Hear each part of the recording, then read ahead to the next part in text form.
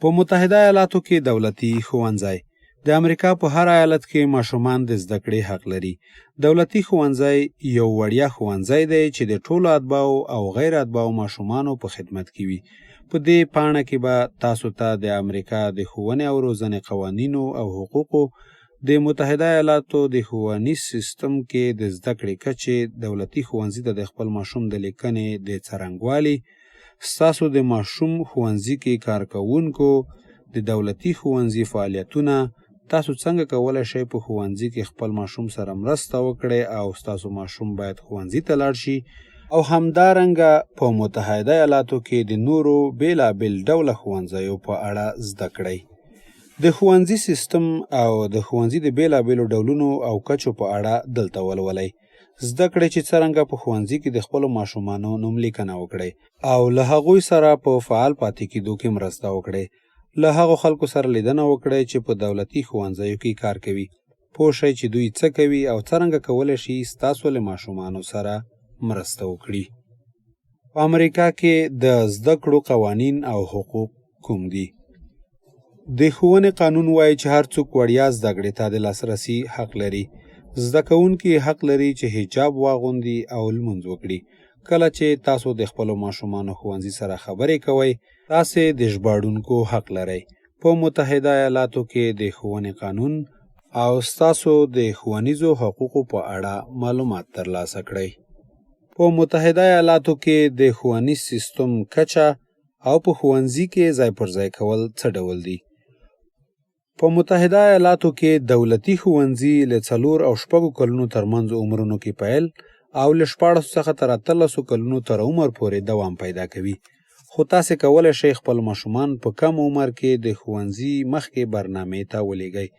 د ښوونځي د بیلابیلو کچو په اړه زده کړئ او په ښوونځي کې د شاملېدو په اړه هم معلومات ترلاسه کړئ. څرنګه کولی شو خپل ماشوم په ښوونځي کې ثبت کړو؟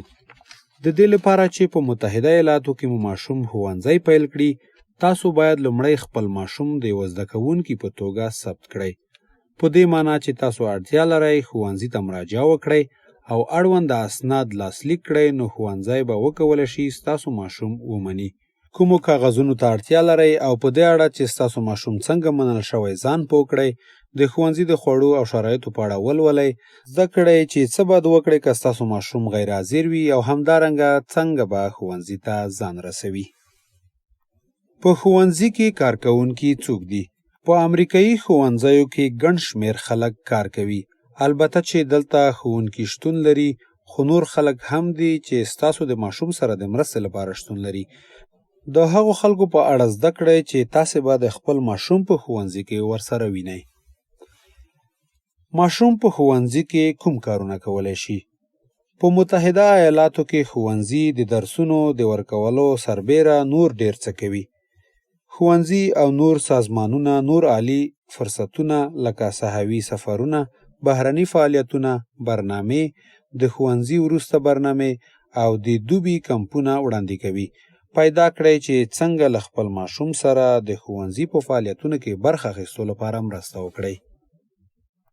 څنګه کولی شو په ښوونځي کې له خپل ماشوم سره مرسته وکړو؟ د ښوونځي پیل کول دواړه هم په زړه پورې او هم سخت دي. تاسو به اړتیا ولرئ څو په ښوونځي کې له خپل ماشوم سره مرسته وکړئ. زده کړئ چې څنګه د ښوونځي په بهیر کې له خپلو ماشومانو څخه ملاتړ او له دوی سره په بریالیتوب کې مرسته وکړئ. د خپل ماشوم لپاره د ښوونې ملاتړ په اړه معلومات ترلاسه کړئ. آیا ماشوم باید دولتي ښوونځي ته ولاړ شي؟ په متحده ایالاتو کې ماشومان باید ښوونځي ته ولاړ شي. که تاسې خپل ماشومان ښوونځي ته ونه لیږئ، نو تاسې له ستونزو سره مخ کېدلی شئ. تاسې کولی شئ غوره کړئ چې کوم ډول ښوونځي ته خپل ماشومان ولیږئ. ډیری ماشومان دولتي ښوونځیو ته ځي ځکه چې وړیا دي. آیا کوم بل ډول ښوونځي هم شتون لري؟ په متحده ایالاتو کې د دولتي ښوونځیو سربیره د ماشومانو د زده کړې لپاره نورې لارې هم شته. خصوصي ښوونځي. دلته خصوصي ښوونځي شتون لري چې زده کوونکي باید د ګډون لپاره پیسې ورکړي. ډیری خصوصي ښوونځي د کلیساګانو یا مذهبي سازمانونو لخوا اداره کیږي. هر خصوصي ښوونځی بیلابیل لګښتونه لري. ځینې یې خورا ډیر لګښت لري. که چیرې کورنۍ دومره پیسې ونه لري چې د خصوصي ښوونځي لګښت ورکړي، نو ځینې بورسونه شته ترڅو له ماشومانو سره ښوونځي ته د تګ په برخه کې مرسته وکړي. خصوصي ښوونځي زیاتره د دولتي ښوونځیو په پرتله ځانګړي مقررات لري. خپلواکه ښوونځي. د ښوونځي بل ډول یې خپلواکه ښوونځی دی. خپلواکه ښوونځی وړیا دی.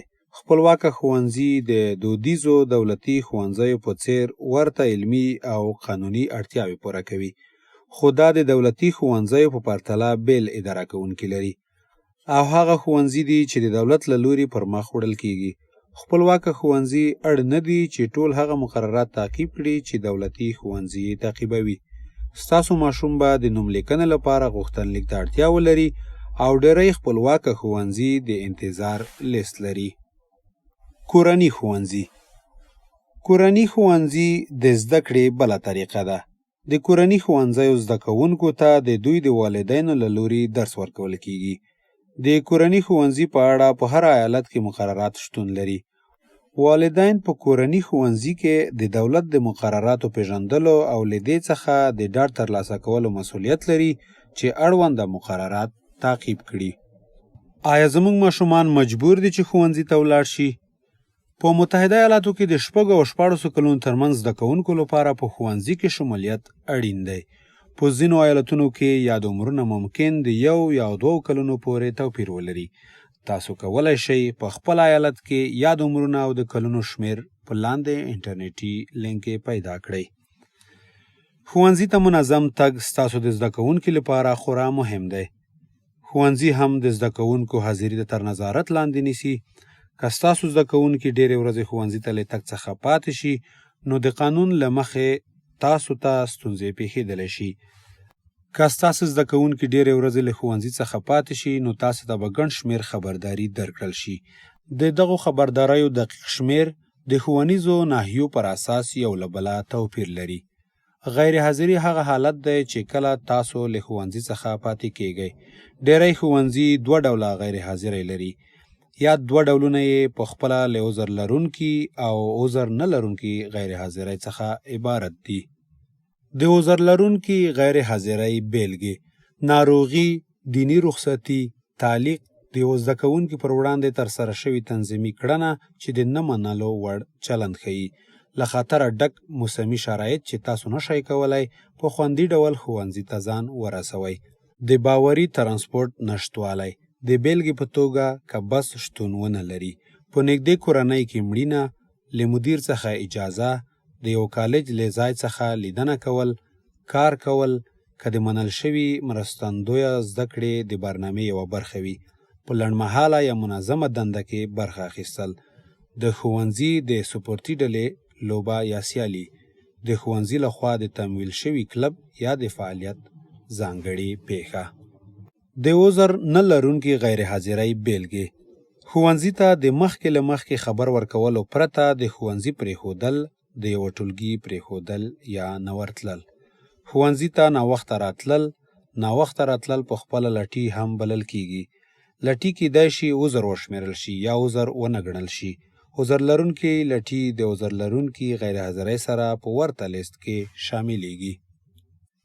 زده کوونکي تل د هغو ټولو کارونو مسؤل ګڼل کیږي چې هغه یا هغې له لاسه ورکړي وي. تاسو یا والدین یا سرپرست مسؤلیت لرئ چې له اړونده ښوونځي څخه د غیر حاضرۍ دلیل ووایاست. ښوونځي ته د دفتر یا حاضرۍ مسؤل ته د زنګ وهلو له لارې خبر ورکړئ، یا اړونده ښوونکي استازي یا مدیر ته د یو لاسلیک شوي یاداشت په لیکلو سره خبر ورکړئ. که تاسو پوهیږئ چې ستاسو ماشوم به د ټاکلي وخت څخه مخکې ښوونځی پرېږدي، نو غوره به دا وي چې ښوونځي ته مخکې خبر ورکړئ. ځینې وختونه غیر حاضري له توقع څخه بهر وي.